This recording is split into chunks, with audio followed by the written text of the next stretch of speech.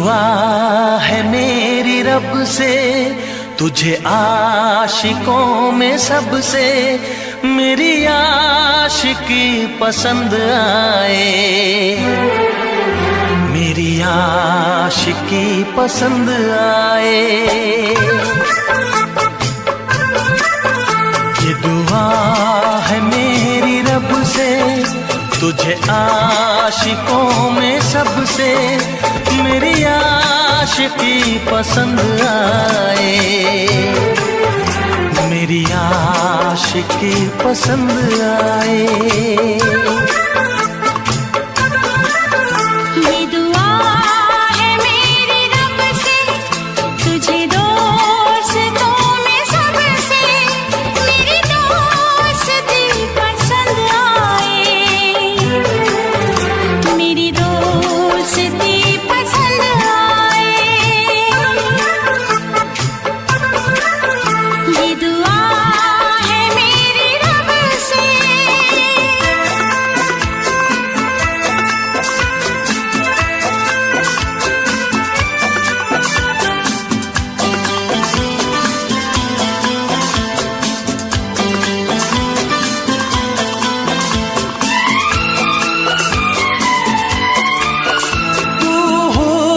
के रंगों से लिखी हुई गजल है, तू हुस्न के रंगों से लिखी हुई गजल है, तू प्यार के दरिया में खिलता हुआ कमल है। ये दुआ है मेरी रब से, तुझे शायरों में सबसे मेरी शायरी पसंद आए, मेरी शायरी पसंद आए। ये दुआ है मेरी रब से।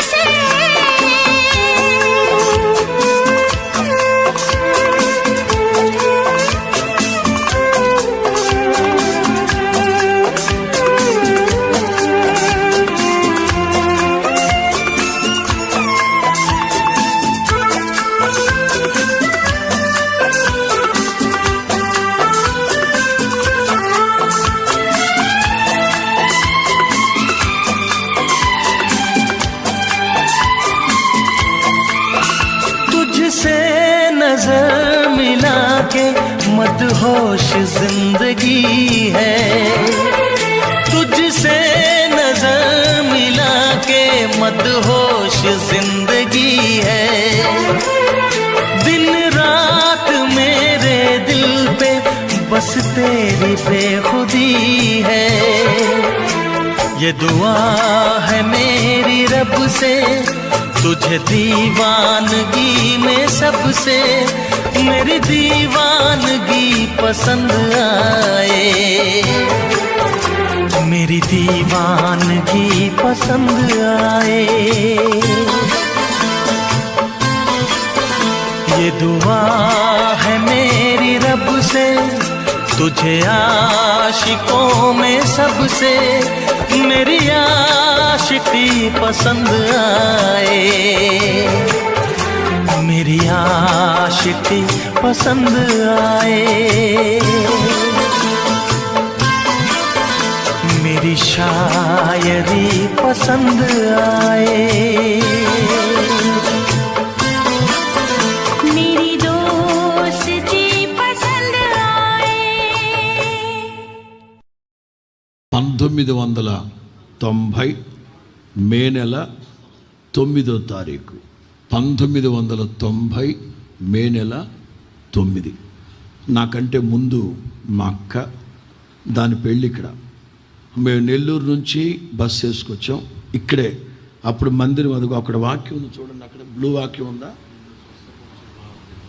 అది స్టేజీ. అట్లుండేది మందిరం, అలా ఉండేది మందిరం. ఇది కాదు, అది ఆ గోడ పడగొట్టకుండా అట్లాగే పెట్టింది, అందుకే గుర్తుకు ఉంటుంది. అట్లా ఉండేది మందిరం, గుహాకురు ఉండేది. యేసన్న గారు గుడారాల పండుగ పెట్టేవారు, అదే చెప్పారు కదా. ఆయనకు మొదటి నుంచి ఆత్మల భారమే. మొదటి గుడారాల పండుగ దేవుడి దయవల్ల 80 మంది వస్తే ఆ 80 మందికి ఏర్పాట్లు చేయలేక తల మునకలైపోయాడు ఆయన. ఆ తర్వాత సేవ కొంచెం విస్తరించిన తర్వాత సెంటర్లో పెట్టడం ప్రారంభించారు గుడారాల పండుగలని. ఏది 1000 మంది 2000 మందితో. 1990 మే నెల 9 పెళ్ళి అయిపోయింది. భయంకరమైన తుఫాను. నెల్లూరు నుంచి వచ్చిన బస్సు వెళ్ళిపోమన్నారు. ఇక మేమందరం మందిరంలో ఉంటే తుఫాను ఎక్కువ అయిపోతుంటే, అదే గుహ పాతది, ఇది కొత్తది. ఆ గుహలో రమారమి 20-30 మందివి ఆ గుహలో ఉన్నాం. ఆ రాత్రి సాయంకాలం ఆ గుహ పైన తాటాకు పాకుంటే మా తాత ఉండేవాడు. మా తాత మంచం కింద నేను ఫ్రెడన పడుకున్నాం. తుఫాను ఎక్కువైపోయింది. నేను ఫ్రెడన మా తాతను తీసుకుని కిందకి లోపలికి వచ్చేసాం ఆ గుహలోకి. యేసన్న గారిని రమ్మంటే రాడే. యేసన్న గారిని రండి, రేకులు ఎగిరిపోతున్నాయి, ఫ్యాన్లు ఇరిగిపోతున్నాయి, భయంకరమైన గాలి, కరెంట్ లేదు. రమ్మంటే రాడే. పాప కృపాదానం గారు, దేవదాస్ గారు అన్న రెండన్న, రేకులు తగిలితే ఇబ్బంది అయిపోద్దంటే ఇవే మాటలు. 13 సంవత్సరాలుగా నేను రూపాయి లెక్క పెట్టుకొని దాచిపెట్టుకొని మందిరం కట్టుకుంటే, మందిరం అంతా ఎగిరిపోతే రేపు అన్యజనులు వచ్చి ఏమంటారు నన్ను? ఇప్పుడు ఏంటి పరిస్థితి, ఏంటి నా సేవ? ఇదే మాటలు. ప్రభు నిత్యము విడనాడునా, ఆయనకి అన్నడు కటాక్షింపడా, ఆయన కృప ఎప్పటికీ లేకుండా మానిపోతుందా? ఆయన సెలవిచ్చిన మాట తరతరాలకి, ఆయన కోపించుచు వాత్సల్యం చూపుతానన్నాడు కదా. అదిగో 10 ఏళ్ల పాటు అక్కడ సేవ చేస్తే మరలా ఇక్కడికి 13 ఏళ్ళు అయింది. 77 నుంచి 90 వరకు, అంటే 13 ఏళ్ళు. 13 సంవత్సరాలు రాత్రి మగళ్ళు కష్టపడి నేను సేవ చేసుకుంటే ఇప్పుడు ఇది కొట్టుకెళ్ళిపోయింది తుఫానికి. నేను రాను, నేను దేవునితో వ్యాజ్యం ఆడతానని రాత్రి అంతా అక్కడ ఉంటే చివరికి తుఫాన్ ఎక్కువైపోతే బలవంతాన నేను, ఫ్రెడన్న, కృపాదానం గారు, దేవదాస్ గారు బలవంతంగా తీసుకెళ్తే రమారమి 30 గంటలు ఈ లోతు నీళ్ళల్లో ఆ గుహలో యేసన్న గారు, మేమందరం, వాళ్ళ నాన్నగారు మరణ పడకలో మంచం మీద ఉంటే భుజాల మీదే పెట్టుకొని ఉన్నాం 30 గంటలు. అంటే మంచం కింద పెట్టడానికి లేదు కదా. ఆ గుహలో ఎంతమంది పడతారు? 10-15 మంది. 20-30 మందిగా మేము ఆ లోపల నుంచొని నడుము లోతు నీళ్ళ, బురద నీళ్ళు, కప్పలు, పాములు, వాసన, చీకటి, ఏం జరుగుతుందో తెలియట్లేదు లోపల. అట్లాంటి పరిస్థితి. 90 కొంచెం వర్షం తగ్గాక బయటకు వస్తే ఏమీ లేదు. అక్కడి నుంచి ఏడ్చుకుంటూ వచ్చి అక్కడ కూర్చొని ఫుల్పిట్ దగ్గర ఇదే ప్రార్థన. ఏమిటి ప్రభు నా పరిచర్య పలు విధాలుగా మారిపోతుంది. అందరూ కొంచెం ఆ తుఫాన్ తగ్గిన తర్వాత, ఇది దేవుని మందిరం అయితే పడిపోకూడదు కదా, పడిపోయింది ఏంటి అనేవాళ్ళు అన్యజనులు. మరికొంతమంది క్రైస్తవులు, ఇది దేవుని మందిరమే అయితే పడిపోకూడదు, 2 ఈ షెడ్ కింద మీరు కూడా పడి చచ్చిపోయారంట కదా అని దెప్పి పొడిచేవాళ్ళు మరికొంత. అన్ని పరిస్థితుల్లో ఇక్కడున్న సంఘం ఆయనకి బాసటగా నిలిచిందని చెప్పడంలో ఏ సందేహం లేదు. అన్ని పరిస్థితుల్లో ఇక్కడున్న సంఘం ఆయనకు వెన్నుదన్నుగా నిలబడిందని చెప్పడంలో ఏ సందేహం. గైపోయింది, మొత్తం కూలిపోయింది. ఎలా కట్టాలి మందిరం? మా తాత, మా నాన్నగారు వాళ్ళందరికీ ఆస్తులు పంచేటప్పుడు మా ఇంటి వెనక ఇంచుమించు ఇంత స్థలం ఉంటుంది, ఇంత స్థలం. అందులో కూరగాయలు పండించేవాళ్ళు. మ్యాక్సిమం మా ఇంట్లో వంటలకన్నీ ఆ కూరగాయలు వాడేవాళ్ళు మా ఇంటి వెనక. ఆ స్థలాన్ని యేసన్న గారి కోసం, మేరెక్క కోసమని మా తాత మాట అనిపెట్టుండారు. ఇక్కడ మందిరం పడిపోయింది, మందిరం లేదు, ఏమీ చేయలేని పరిస్థితి. అప్పుడు మా తాత ఆ స్థలాన్ని అమ్మి యేసన్న గారికి రావాల్సిన మాట యేసన్న గారికి తీసుకొచ్చి ఇచ్చి, ఆయన దీంతో పునాది వేయి, దేవుడు ఆశీర్వదిస్తాడు. మేరక్క పైసలు తీసుకెళ్ళి వాళ్ళ పెద్దోళ్ళకి ఇచ్చేసాడు. అక్కడ సేవలో యేసన్న గారి పైసలు తీసుకొచ్చి ఇక్కడ ఇస్తే, అప్పుడు ఇలాంటి మందిరం కట్టాలని పునాది వేస్తే, ఆ తర్వాత ఈ లేమల్లె పరిసర ప్రాంతాల్లో ఉన్న, గ్రామాల్లో ఉన్న ప్రజలు, విశ్వాసులు వాళ్ళకున్న సమస్తము, వాళ్ళ దగ్గర ఏదైతే ఉందో, చివరికి వాళ్ళ మంగళసూత్రాలు, తాలిబొట్లు కూడా తీసుకొచ్చి ఇచ్చేసి, కట్టండి, ఇంతకు మించి ఇప్పుడు అర్జెంటుగా మా దగ్గర ఏమీ లేదు అంటే, అప్పుడు ఈ మందిరాన్ని కట్టడం జరిగింది. అప్పుడే ఆ పాట రాసింది, నేను వెళ్ళే మార్గం నా యేసుకు తెలుసు, శోధించబడిన మీదట నేను స్వర్ణముగా మారుతా. విశ్వాస నావు సాగుతూ ఉన్నప్పుడు సాతానుగాడు సుడిగాలి రేపాడు. ప్రియులారా, 77 నుంచి 90 వరకు ఉందే ఆ టైంలో ఈ స్థలంలో ఆయన కన్నీటితో తడవని అంత భూభాగం ఉందా అంటే లేదనే చెప్పాలి. ఈ స్థలమంతా రాత్రి మగళ్ళు కన్నీటితో ప్రార్థన చేస్తూ, మోకాళ్ళ మీద నీ ప్రాంతం అంతా తిరుగుతూ, అట్లా ప్రార్థన చేస్తూ అప్పట్లో ఖాళీగా ఉండేవారు కనుక ఈ ప్రాంతంలో సేవకులను పెట్టుకొని ప్రార్థన చేస్తూ, విశ్వాసం పెట్టుకొని ప్రార్థన చేసుకుంటూ, చిన్నపిల్లలు పిలిపించుకుని వాళ్ళతో ప్రార్థన చేయిస్తూ, రాబోయే రోజుల్లో పెద్ద బస్సు ఒకటి ఉండాలి, ఆర్కెస్ట్రా టీం ఉండాలి, అట్లుండాలి, ఎట్లుండాలి, సంగీత బృందం ఉండాలి, అవన్నీ ఏవి లేని రోజుల్లో ఓ మాటలో చెప్పాలంటే అభినవ అబ్రహాం అని చెప్పడంలో ఏ సందేహం. ఏదైతే సమీప భవిష్యత్తులో ఆయన కావాలని కోరుకుంటాడో అదే చెప్పి ప్రార్థన చేసేవాడు. దేవుని దగ్గర అవన్నీ పొందుకున్నాడు. ఇక 90వ సంవత్సరం నుండి ఇక ఇదిగో తలుపుని ఎదుట తీసి ఉంచి ఉన్నాను, దాన్ని ఎవ్వడు వేయనేరడు అంటారు చూడండి. అలాగున పరిచర్యను దేవుడు దీవించడం, గుంటూరులో మార్గాలు తెరవడం, శారదా కాలనీలో సేవ ప్రారంభించడం, ఇక అక్కడ డిసెంబర్లో మీటింగ్స్ పెట్టడం, అక్కడ సేవ విస్తరించడం. ఆ 90లోనే నేను సేవకు రావడం, మా అమ్మకి నాన్నకి నచ్చ చెప్పి నన్ను తీసుకురావడం. ఇక నేను 90 నుంచి ఆయనతో తిరుగుతూ ఉండడం.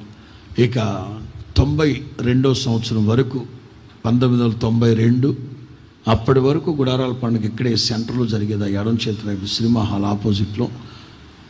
ఇక అప్పుడు ప్రార్థన చేసుకున్నాం, స్థలం ఇరుగ్గా ఉంటుంది, ఇక్కడ సరిపోవట్లేదు, వేరే ప్రాంతాలకు మారుస్తే బాగుందంటే దేవుడు ఆయా సందర్భాల్లో కొంతమంది వ్యక్తులు పరిచయం చేస్తారు.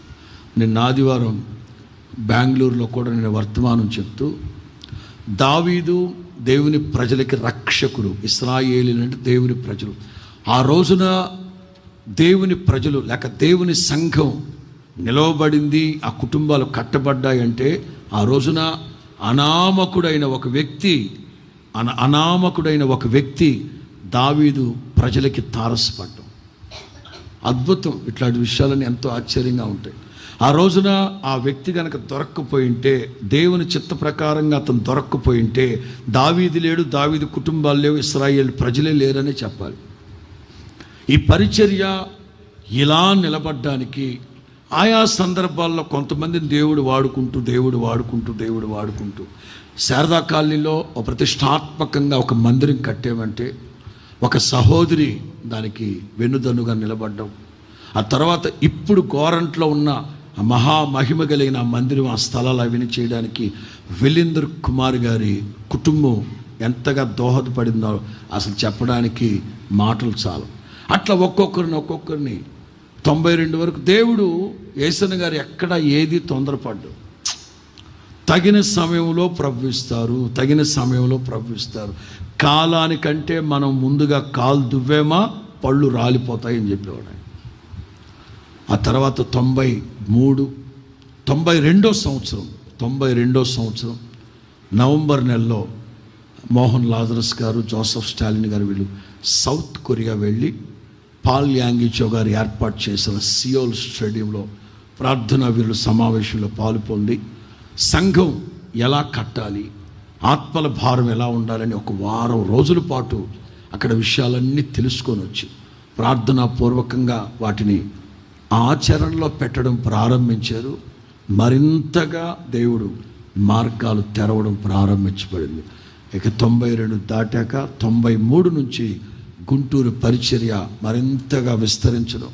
ఆ తదుపరి ప్రతి దశాబ్దానికి ప్రతి 10 ఏళ్ళకి 92 నుంచి 2002 వరకు ఒక ఎత్తు, 2002 నుంచి 2012 వరకు ఒక ఎత్తు, 2012 నుంచి సంఘ విస్తరణలో ఇక దిగిపోయాడు ఆయన.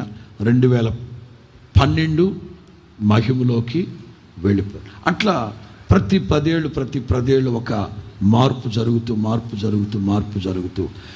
ఈ మాట మాత్రం పదే ఏ ఇబ్బంది కలిగినా దేవునితో వ్యాజ్యమాడేవాడు కానీ ఏ మనుషుల మీద పడేవాడు కాదు. నన్ను పిలిచింది ప్రభు, సేవకు పిలిచింది ప్రభు. ఎక్కువగా చెప్తా ఉండేవాడు, నేను మిమ్మల్ని చూసి సేవకు రాలేదు, నేను మిమ్మల్ని ఎవరిని చూసి సేవకు రాలేదు. విశ్వాసానికి కర్త, దాన్ని కొనసాగించే యేసయ్య పిలిచాడు. ఆయన ముఖాన్ని చూసి వచ్చాను, మీ ముఖాలు చూసుకో.